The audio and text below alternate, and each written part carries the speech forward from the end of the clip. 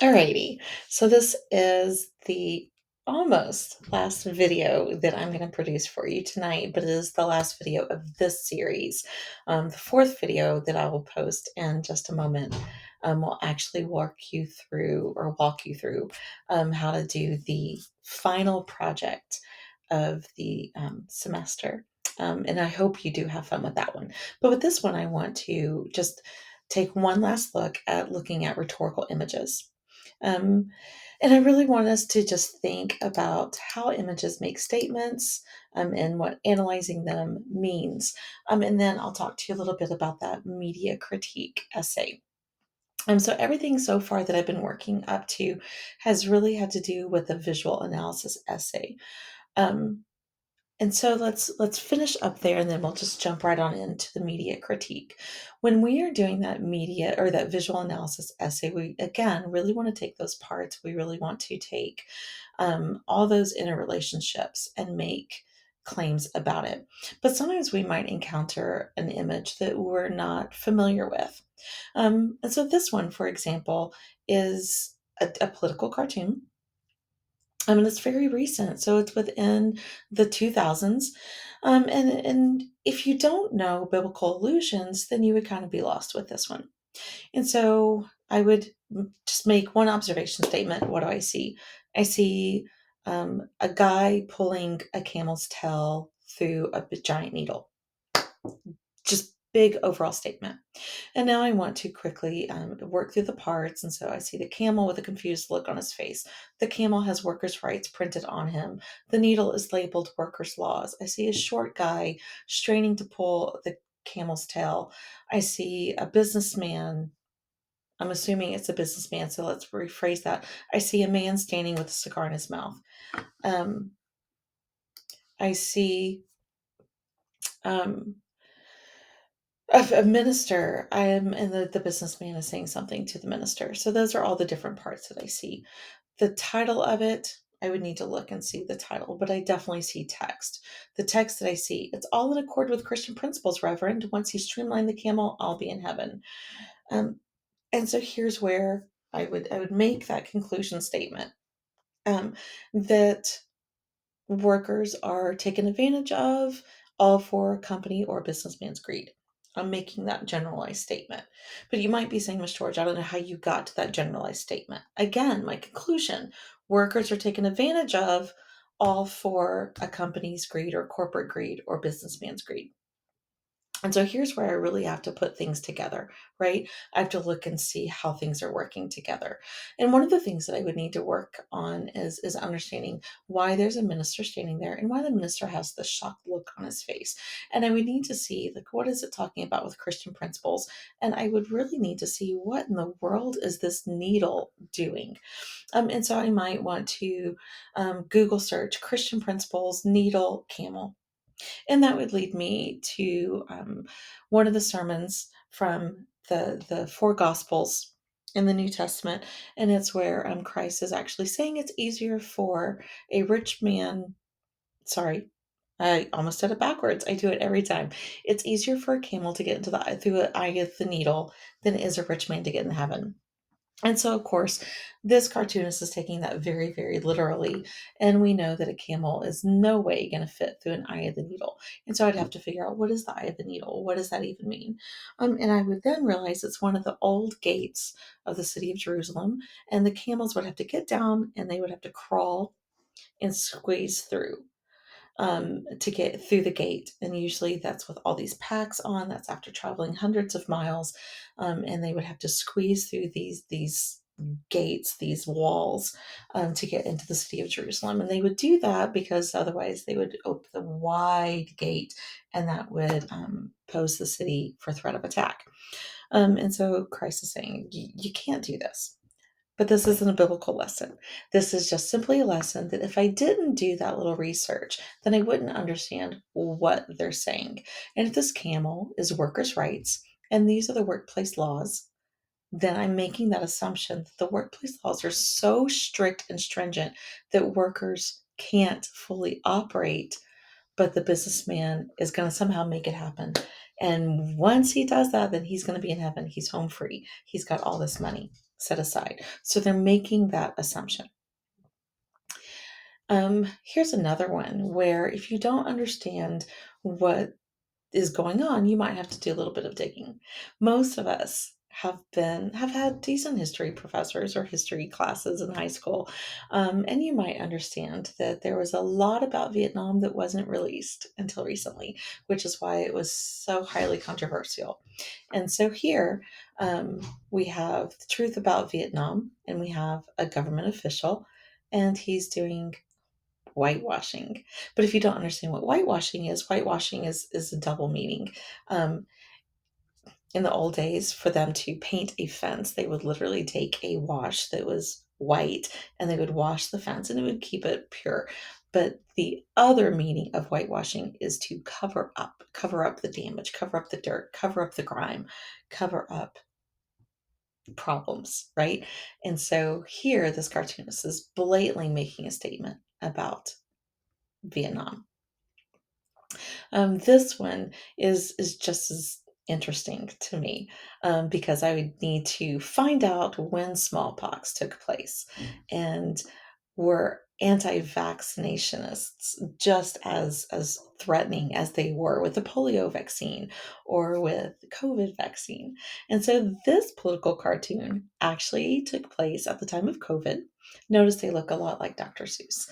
And so we would have to see when Dr. Seuss lived. Is he the actual cartoonist? I'm not sure.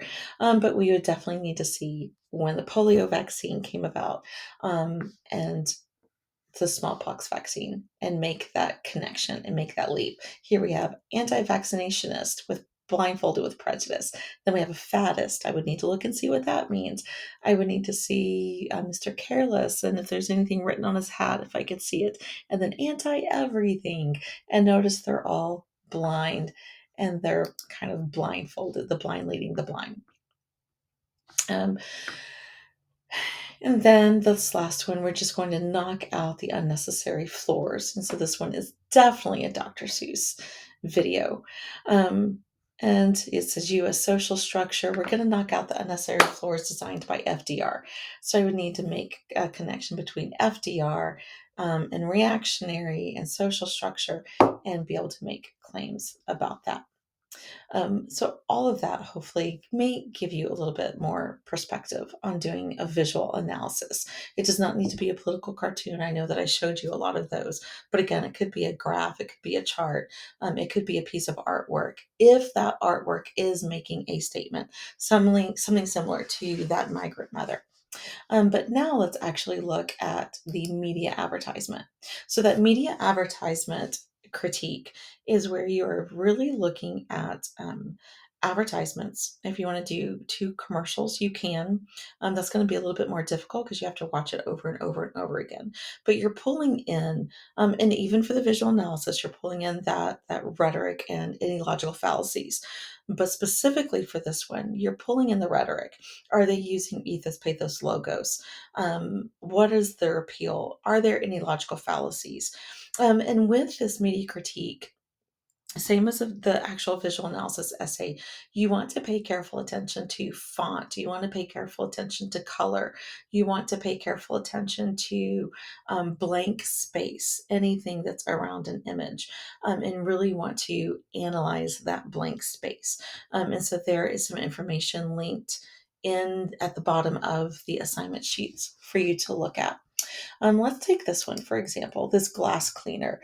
Notice that it has the red and blue. So I would really want to do some color study. Why red? Why blue? And there's some white in there. It's not overly done, but I really want to make sure that I'm understanding, is there any significance to this red and blue?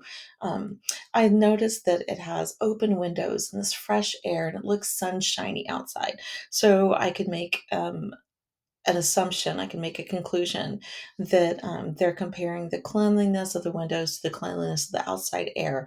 I could even say there's some transfer appeal, that who wouldn't want to be outside on a bright sunny day?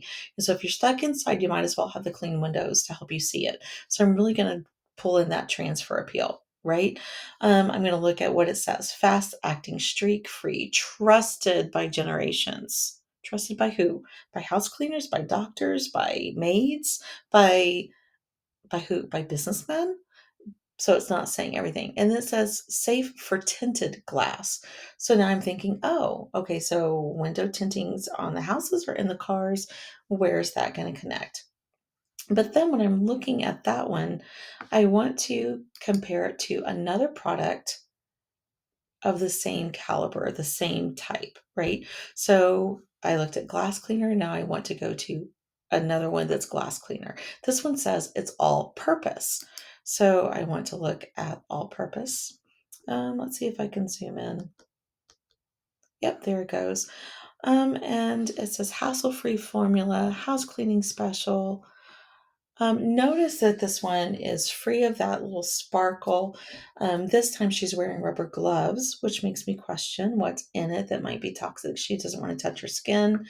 And it's not really giving me that same transfer appeal. So I want to, in making this comparison between two cleaning products, I'm going to be very biased in my media critique and actually let my opinion show that I don't think this advertisement is as effective, because it doesn't give me the same transfer appeal as this one. This one makes me feel happier. It makes me feel like it's less toxic. If it's trusted by generations and it's safe on tinted glass, then I won't need to wear the rubber gloves. And if she's wearing the rubber gloves, then I can't trust it around my pets and my small children. So I want to be really careful when I frame my media critique. And this one I'm going to frame is like I'm writing an editorial to a paper. If I'm simply writing the visual analysis essay, I'm not as biased with it. I'm more objective. But with the media critique, I'm going to write it as if I were really trying to argue that this is the product you should use. Maybe I want to compare vacuum cleaners, right? So I want to see which one makes me feel like it's better, a better product. And look at this one. She seems so happy. She's all dressed up, getting ready for the party. And she's in heels and she can drag that big clunky thing around, whatever. But then here's a cleaning service, and look at everything that they do. They sweep, they throw away the trash, they clean your toilets. Oh, looks like they even steam clean the floor. So that might be the better service. It doesn't matter what media you are looking at. So you can look at automobile advertisements. Maybe you want to look at airlines. Maybe you want to look at smartphones or computers. And like, let's say you're actually in the market to buy a new computer. Are you going to look at Dell, or are you going to look at a Google Chromebook, which Dell also puts out? Maybe you want to look at Mac versus Dell. But do that. You're going to find two things.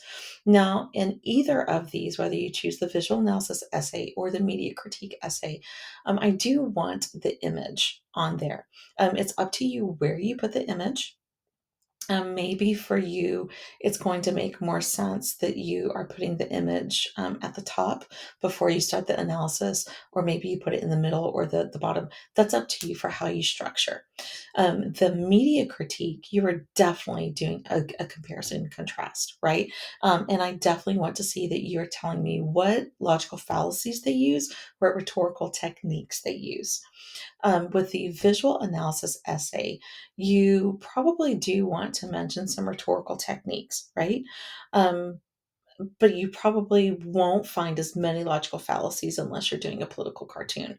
However, I do need to see, like, you're really analyzing this for text or for color or for size or for perspective. Where is the camera standing in relation to the subjects? And really break that down as you're getting to your conclusion. How you arrange that visual analysis essay is totally up to you. In that, I do need to see some context. I do need to see some background. But again, how you flow through that is going to be completely up to you. Again, I did extend the due date for the 9th for you. So if you get stuck and you need help, just reach out to me and I'll answer.